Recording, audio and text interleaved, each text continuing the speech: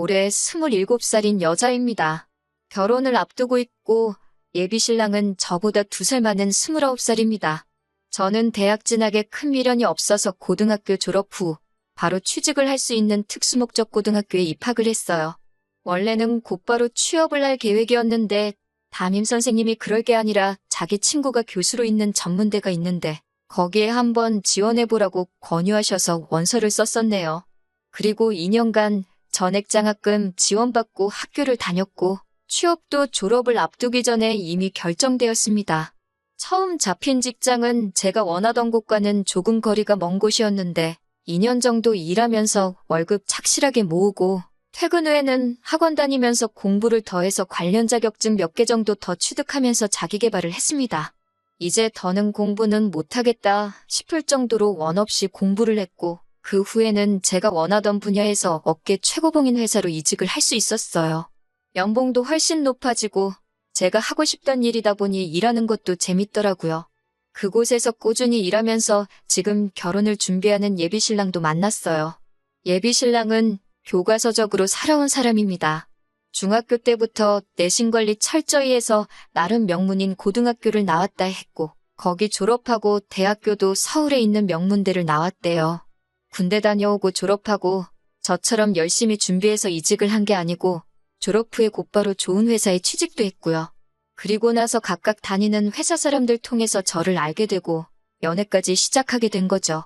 예비신랑의 집은 그럭저럭 사는 편인 듯 싶었습니다. 예비신랑이 자기 어려서부터 과외를 몇 개나 했다고 하고 하고 싶은 공부는 다 해봤다고 합니다. 사업하시는 아버지의 공무원인 어머니, 그리고 아버지 차가 뭐다, 어디에 투자용으로 아파트도 있고 건물도 있다 자랑처럼 이야기하는데 저야 제 돈이 아니니 상관은 없었지만 그래도 정말 평범한 중산층인 저희 집과 비교했을 때 기가 죽는 건 사실이었어요. 아버지는 몇 년 전까지 회사 다니시다가 정년퇴임하셨고 어머니는 전업주부다 보니 두 분 수입이 없으셔서 지금은 저랑 저희 오빠가 보내주는 용돈 받으시며 생활하시거든요. 그렇다고 오빠와 제가 엄청나게 많이씩 드리는 건 아니고 워낙 노후 대비를 탄탄하게 해놓으셨기 때문에 걱정은 없으시지만 그래도 저희들 키워주신 보답으로 모자란 거 없게끔 저희가 효도를 하는 게 맞다고 생각하거든요. 아무튼 결혼 이야기가 나오고 나서 처음으로 예비씨 댁에 인사를 드리러 갔을 때입니다. 예비씨 어머니께서 엄청 따뜻하게 환대를 해주시며 저를 맞아주셨고 예비씨 아버지께서는 어디 회사 다닌다지? 하고 물어보시면서 저희 회사 전무님 이름을 대며 자기랑 잘 아는 사이라고 본인이 아직 저희 나이일 때는 사업을 한 게 아니고 저희랑 똑같은 월급쟁이였는데 그때 자기 밑에 있던 사람이라고 아주 핫발이었는데 전무까지 올라갔다고 그놈 출세했다 하시며 말문을 트셨어요. 한참 분위기 좋게 대화를 하고 있는데 저희 부모님은 뭐 하시냐는 질문을 하시더라고요. 그래서 아버지가 얼마 전까지 회사 다니시다가 은퇴하시고 지금은 집에 계신다 했는데 그 말을 들으시곤 아버지가 어떤 회사를 다니셨는지 물어보시더라고요. 별로 유명한 회사도 아니었지만 물어보시길래 대답해드렸는데 역시나 반응이 그런 곳은 처음 들어본다 하는 반응이셨습니다. 그리고부터 본격적인 호구조사가 시작되었고 제가 나온 학교를 들으시더니 거기는 전문대 아니냐며 놀라셨고 그때부터 예비씨 부모님 두 분 다 표정이 조금 안 좋아지셔서는 저한테 딱히 다른 질문도 하지 않으시더라고요. 식사가 끝나고 나서 예비씨 어머님께서 과일을 내오셨는데 그때서야 안 좋아진 표정의 의미를 알겠더군요. 너는 전문대를 졸업했는데 어떻게 그 직장에 취직이 돼서 우리 아들을 만났느냐 물어보시더라고요. 예비씨 아버지는 또 저한테 아버지는 그럼 고등학교나 대학교를 어디 나오셨나 물어보셨는데 아버지가 대학은 따로 안 나오셨다 대답을 했더니 대학 못 가는 건 대물림이 되는 건가? 하고 껄껄 웃으시더라고요. 뭐가 그렇게 재밌는 농담이라는 생각을 한 건지 저는 정말 눈물이 나올 만큼 화가 났는데 말이에요. 어디 가서 저희 부모님이 창피하다고 생각한 적 한 번도 해본 적 없는데 두 분이 쌍으로 제 학력 가지고 저를 무시하면서 저희 부모님까지 싸잡아서 대학물도 못 먹어본 집안이라는 식으로 얕잡아보고 있으니까요. 그런데 그런 예비씨 부모님의 태도보다도 그 옆에서 그 말을 듣고도 아무 말도 안 하는 예비신랑한테도 엄청 화가 나더라고요. 자기 부모님이 다른 사람도 아니고 자기와 결혼할 상대의 출신과 부모님까지 깎아내리기 바쁜데 아무리 부모님이라도 그렇지. 그런 이야기는 그만하시라고 한마디도 못하는 모습을 보니까요. 마지막으로 저한테는 그래서 결혼하게 되면 얼마를 해올 거냐고 물어보시더라고요. 모아놓은 돈은 얼마나 되느냐, 우리 집안에 시집올 만큼은 되겠느냐 하시면서 위로 오빠가 있다고 했는데 오빠는 결혼을 했느냐, 오빠가 있으니 저희 집에서 지원은 오빠가 다 받지 않겠느냐 하시면서 말이죠. 말하려는 게 꼭 저희 아버지가 이름도 모르는 회사에서 정년을 맞았는데 결혼할 돈은 있느냐고 물어보는 것 같았습니다. 저희 부모님이 뭘 얼마나 모으셨는지는 정확히 모르지만 관심도 없어요.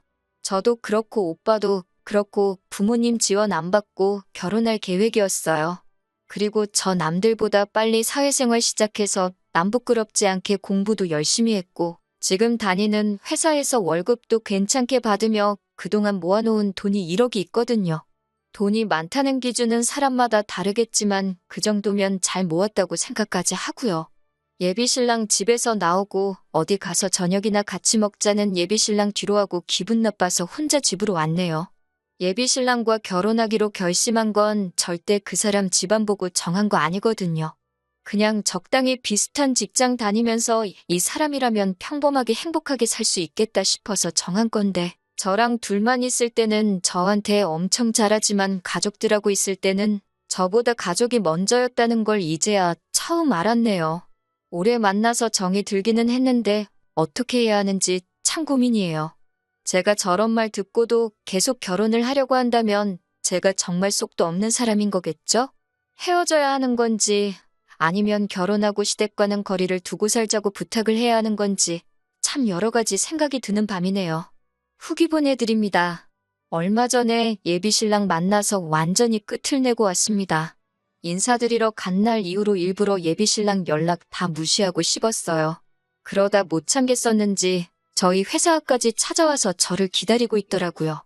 회사 근처 조용한 식당에 가서 자리를 잡았어요. 예비신랑도 완전 눈치가 없는 모질이는 아니었는지 혹시 자기 부모님 만난 날에 오고 간 대화 때문에 자기 연락을 씹은 거냐며 묻더라고요. 저는 딱히 그게 맞는 말이다, 틀린 말이다 해명하지 않고 조용히 있었네요. 역시 그것 때문에 그런 거냐며 그런 거면 조금 실망이라고? 어른이 하신 얘긴데 벌써부터 그런 걸로 서운해하면 안 된다고 하는 거예요. 예비시부모님 대신에 예비신랑한테서 사과를 받고 싶은 마음도 없었지만 뻔뻔한 반응을 보니 욱하더라고요. 그냥 숟가락 내려놓고 나올까 하다가 저도 하고 싶은 말 참은 게 많으니 할 말은 해야겠다 싶어서 그냥 가만히 있었어요. 밥 먹으면서 별다른 이야기가 오고 가지 않았는데 예비신랑은 그게 답답했는지 어디 카페라도 가서 대화 좀 더 하다 가자고 하더라고요. 저녁 때라 그런지 사람도 많이 없었어요. 주변에 듣는 귀도 없는 것 같으니 저도 그때부터는 제가 느낀 감정을 그대로 이야기했어요. 결혼하고 싶지 않다고, 오빠 집에 시집가면 나는 평생 사람 대접 못 받을 것 같다고, 오빠네 어머니는 나를 예비 며느리로 인정해주는 것도 아닌 것 같고, 쥐뿔도 없는 주제에 우리 아들 넘보는 가당치도 않은 여자로 보는 것 같다고, 그런 대우 받으면서 살고 싶지 않으니 결혼은 없던 일로 하자고요. 예비신랑은 제 말에 뭔가 뉘우치는 표정이 아니라 아주 일그러진 표정으로 저한테 씩씩대더라고요. 자리에서 벌떡 일어나더니 씩씩대면서 제 팔을 잡아 끌고 차에 태웠어요. 차 안에서 노발대발하면서 너 지금 우리 부모님 욕하는 거냐고? 어디 그 말 한번 우리 부모님 앞에서도 해보라고 차를 끌고 자기 집으로 향하더군요. 제가 차에서 그만 좀 하라고 내려달라고 하는데도 제 말은 듣지도 않고 차를 달렸어요. 제가 중간에 못 내리게 일부러 더 달리는 게 느껴지니 저도 갑자기 어디 한번 끝을 보자는 오기가 생겨 더는 말하지 않고 집까지 따라갔습니다. 예비신랑이 현관문을 부서져라 쿵 닫으니 시부모님이 그 소리 듣고 놀라서 아들 무슨 일이냐 하고 나오시다가 저를 딱 보더니 또 정색하는 표정으로 바뀌더군요. 제 손목을 잡아 끌던 예비신랑이 두 분 앞으로 저를 패대기 치듯이 밀어버리고 어디 나한테 짓거린 말 다시 한번 해보라고 고래고래 소리를 지르더라고요. 저도 자세 똑바로 고쳐 쓰고 예비신랑 향해서 도끼 눈을 뜨고 있으니 어머님이 어디서 눈을 그렇게 뜨냐면서 악을 지르시더니 어디 한번 우리 아들 앞에서 뭔 말을 했는지 드러나 보자고 제 앞에 팔을 꼬고 서서 서 계셨어요. 아무 말도 안 하고 노려만 보고 있으니 당장 말하라고 소리를 치더군요. 그래서 제가 조곤조곤 하나씩 있는 그대로 말씀드렸습니다. 저는 결혼할 생각 없다고, 헛똑똑이의 겉만 어른 행세하고 있는 수준 떨어지는 사람하고는 결혼 못하겠다고요. 그렇게 말했더니 어머님도 그렇고 아버님도 그렇고 아주 양쪽에서 노발대발하면서 수준이 떨어지긴 뭐가 떨어지냐고, 수준 떨어지는 건 대학도 안 나온 너라면서 어디 배워 처먹지도 못한 것이 우리 아들한테 수준이 떨어진다는 말을 하고 자빠졌냐고 입에 담기 힘든 욕까지 섞어가면서 하더라고요. 온 가족들한테 둘러싸여서 조금 겁이 나기도 했지만 그래도 꾹꾹 견뎌내고 다시 한마디 했습니다. 어머님이 자식 공부에만 신경 써서 그런가, 아주 예의라고는 단 한 번도 배우지도 못한 것 같다고. 학교 어디 나왔냐를 말하는 게 아니라 인품이 아주 수준 떨어진다고 했어요. 제대로 된 가정교육 잘 받았으면 아무리 자기 부모라도 결혼할 상대의 부모를 욕보이고 있을 땐 나서서 한마디 해야 하는 거 아니냐고. 그런데 어머님이 하는 말 들어보니까 어떤 가정교육을 받고 자랐는지 안 봐도 뻔하다고요. 그리고 한마디 더 붙여서, 아, 예의 없는 것도 대물림이 되는 건가? 어머님도 예의가 참 없으신 것 같아서 하는 말이에요. 하고 똑같이 받아쳐줬습니다. 그 말이 끝나자마자 눈앞에 별이 반짝. 예비 신랑이 욱해서 제 뺨을 올려붙인 거예요. 저보고 말이 뭐 그따위냐고, 미쳤냐고 하면서요. 제가 예비 신랑한테 맞은 뺨을 부여잡고 있으니 어머님도 기세가 등등해서 저런 배워처먹지도 못한 걸 어디서 데려왔냐고, 저런 거랑 결혼하라고 그 돈 들여서 너 공부시킨 거 아니라고 예비 신랑한테 한 소리를 하더라고요. 저는 끝까지 물러서지 않고 한마디 또 했어요. 이거 보라고요.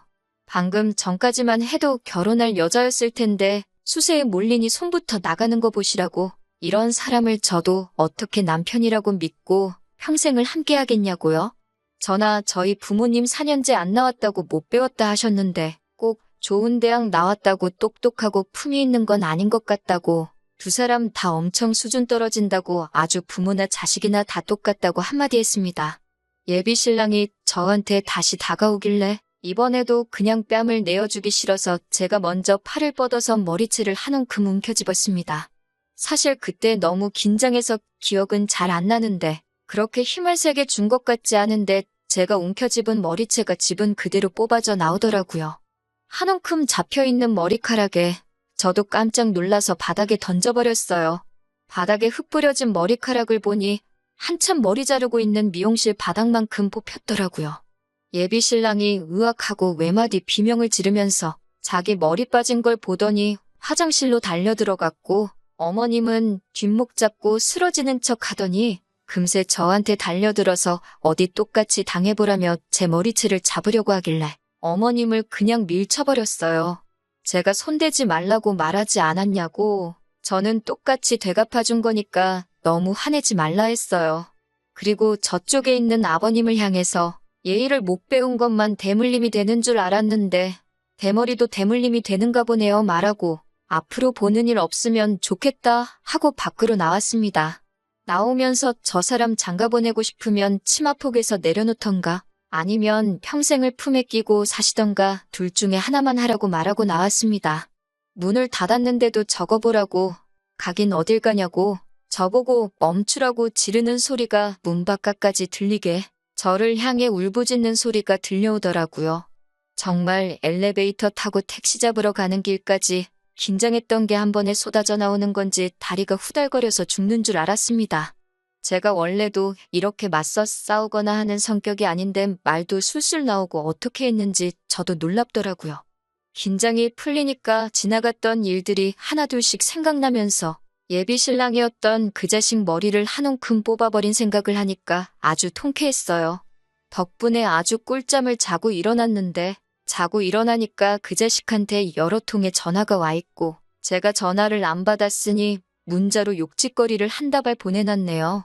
우리 집에 무슨 짓을 하고 간 건지 아냐면서 앞으로 행동 조심하고 지 눈에 띄지 않게 조심하라고 하더라고요. 그래서 저도 답장 하나 해줬어요. 남은 머리카락이라도 간수하고 싶으면 너야말로 내 눈에 띄지 말라고. 그리고 이렇게 말하는 거 협박이나 마찬가지고 자꾸 이런 식으로 연락하면 경찰에 신고할 거라고. 진짜 한 번이라도 내 앞에 찾아와선 나한테 뭘 어떻게 하려고 한다면 진정 내가 가진 모든 걸 털어서라도 꼭 너 하나만큼은 콩밥을 먹일 거라고 했어요.